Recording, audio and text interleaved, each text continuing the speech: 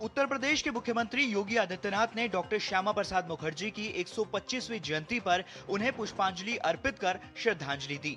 उन्होंने मुखर्जी को महान स्वतंत्रता सेनानी, शिक्षाविद और एक देश में दो विधान, दो प्रधान, दो निशान नहीं चलेंगे के विचार के प्रेरणा के रूप में याद किया। सीएम ने कहा कि देश की एकता और अखंडता के लिए उनके योगदान को भारत हमेशा सम्मान और कृतज्ञता के साथ याद रखेगा।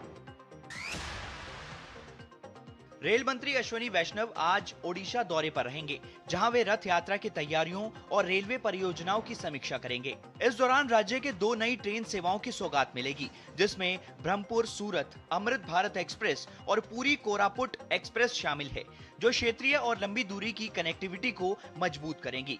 इन सेवाओं के उद्घाटन कार्यक्रम में ओडिशा के मुख्यमंत्री मोहन चरण मांझी भी शामिल रहेंगे।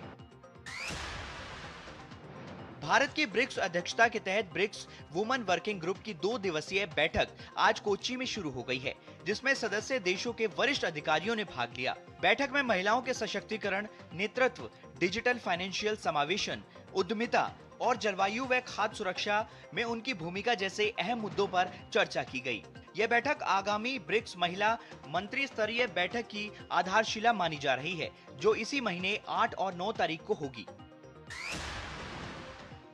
असम में बाढ़ के हालात में सुधार के संकेत नजर आ रहे हैं, लेकिन धेमाजी जिले के जोनाई और सिसिबोर गांव के 15 गांव अभी भी जलमग्न हैं, जिससे करीब 3917 लोग प्रभावित हैं। बाढ़ से हजारों मवेशी, कृषि भूमि और दर्जनों घरों को नुकसान हुआ है, जबकि लखीमपुर में सड़क टूटने से 3 किलोमीटर तक आवागमन बाधित हो गया है।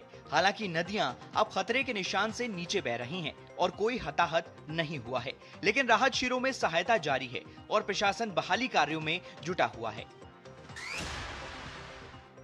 युगांडा ने लगभग 2 महीने बाद इबोला वायरस के प्रसार को नियंत्रित कर लिया है।